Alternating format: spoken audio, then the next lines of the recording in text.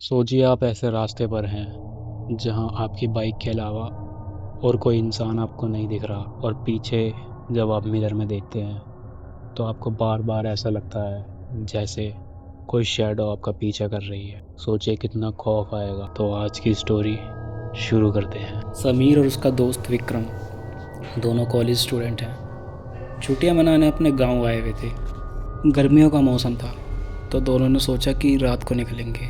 अब ये अपनी बाइक रात को उठाते हैं और निकल जाते हैं। इनके गांव में एक कच्चा रास्ता जाता था जो सीधा हाईवे पर निकलता था। वो शॉर्टकट भी था तो विक्रम ने उसी रोड पर लिया। समीर ने उसे बोला भी कि यार, इस रास्ते पर जाने से गांव वाले मना करते हैं। पर विक्रम इन सब चीज़ों पर ज़्यादा भरोसा नहीं करता था। उसने जैसे तैसे समीर को मनाया और उसी रास्ते से निकल गए। जैसे ही दोनों उस रास्ते पर पहुँचे, चारों तरफ इतना सन्नाटा हो गया कि उन्हें अपनी सांसें भी सुनाई दे रही थी। अचानक उनकी बाइक की हेडलाइट ब्लिंक करने लगी और फिर एकदम बंद हो गई। अब उस रास्ते पर बिल्कुल अंधेरा था। अब दोनों अपनी मोबाइल की टॉर्च के सहारे आगे बढ़े जा रहे थे। तभी उनके सामने एक पुराना बरगद का पेड़ आया जो काफ़ी बुरी हालत में था। टहनियाँ बिल्कुल लटकी हुई थी। तभी उन्हें ऐसा लगा जैसे उनके पास वाले खेत में कोई तेज़ी से भागा। विक्रम ने अचानक गाड़ी रोक दी और दोनों ने उसी तरफ देखा। वहाँ कोई नहीं था। तभी समीर की नज़र उस बरगद के पेड़ के नीचे गई। समीर की ऐसे सांसें अटक गई। उसने विक्रम को बोला, समीर वो देख। समीर ने जैसे ही देखा, उसके भी हाथ पैर फूल गए। वहाँ लाल साड़ी में एक औरत खड़ी थी। नॉर्मल सी बात है, अगर ऐसी जगह कोई भी ऐसे औरत को खड़े हुए देखेगा तो हर कोई डर जाएगा। वो धीरे धीरे उनकी तरफ बढ़ने लगी। औरत उनके करीब आई और अपने चेहरे पर से अपने बाल हटाए तो उसका चेहरा देखकर दोनों की चीख निकल गई। विक्रम बाइक स्टार्ट करने की कोशिश कर रहा था पर बाइक स्टार्ट नहीं हो रही थी। समीर डर के मारे बेहोश हो गया था। विक्रम ने उसे संभाला और एक जगह बिठाया। जैसे ही वो पीछे देखता है, अब वो औरत वहाँ नहीं थी। विक्रम ने अपने बैग से ठंडे पानी की बोतल निकाली और उसके मुंह पर छिड़का तो समीर थोड़ा होश में आया। समीर बहुत डरा हुआ था। उसने डरते डरते विक्रम को बोला, मैंने कहा था ना, इस रास्ते से मत चल। देखा, गांव वालों की बात सारी सच है। दोनों ने खुद को संभाला और बाइक उठाई।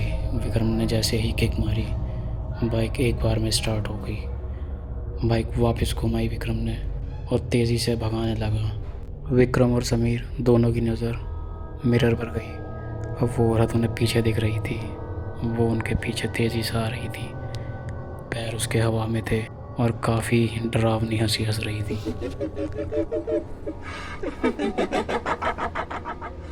वो काफ़ी दूर तक बाइक ला चुके थे। अब वो औरत पीछे दिख नहीं रही थी।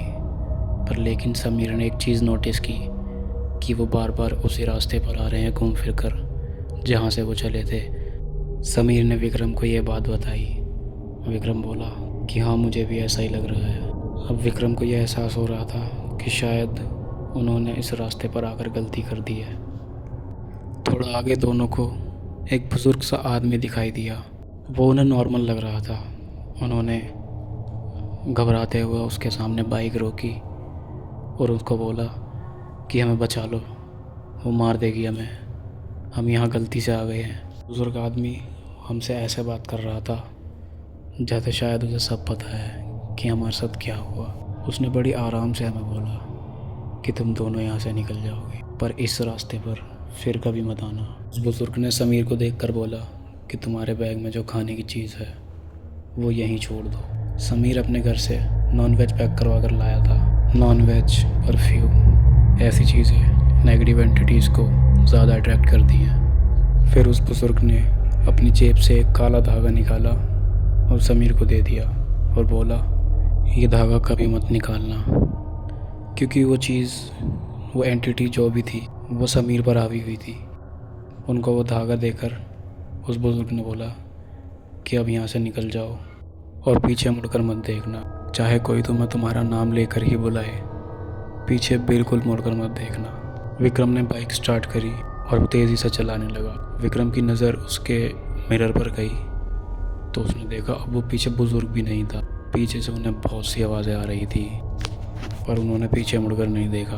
भगाते गए। सीधा उन्होंने अपने हॉस्टल जाके गाड़ी रोकी। पर विक्रम के मन में अब भी ये सवाल चल रहा था कि वो बुजुर्ग कहाँ गायब हो गया। क्या वो इंसान नहीं था या वो कोई रूह थी जो हमें बचाने आई थी। उस रात के बाद से कभी ये दोनों रात का सफ़र नहीं करते। वो डरावना चेहरा इन दोनों को आज भी याद है। तो ये था इन दोनों दोस्तों का डरावना एक्सपीरियंस।